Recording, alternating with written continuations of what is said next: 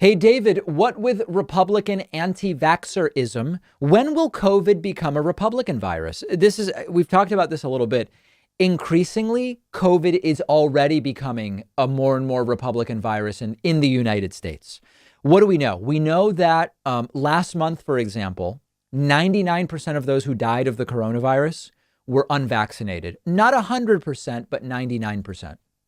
When you look at the 20% of the country that doesn't want to get vaccinated, it's overwhelmingly Republicans. Somewhere between 43 and 50% of Republicans don't want to get vaccinated, whereas most independents do, and almost every Democrat wants to get or has gotten vaccinated. So you've got this big gap in vaccination by political affiliation, by party, and overwhelmingly the people that are dying of the virus now are people that are unvaccinated. So I believe that it already is to some degree, and very soon will be even more of a Republican virus.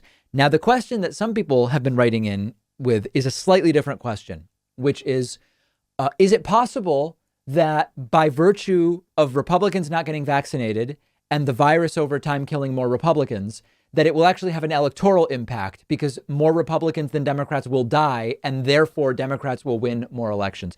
Probably not. Probably not. There's a couple different things here. First of all, when you look at the number of votes, Joe Biden got 80 million, Donald Trump got 74 million. That's 154 million votes right there.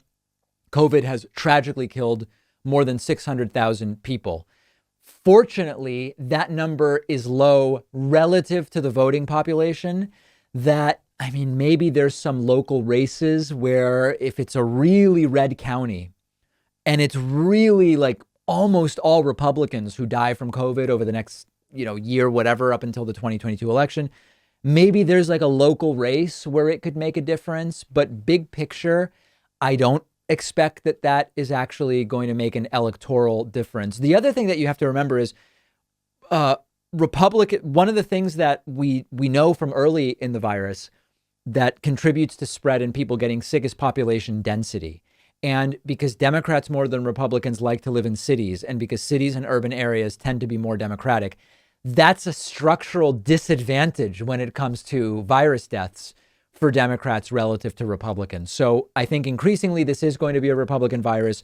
I don't think it's going to have electoral consequences. But if you disagree with my very rough kind of back of the envelope math on it, certainly let me know.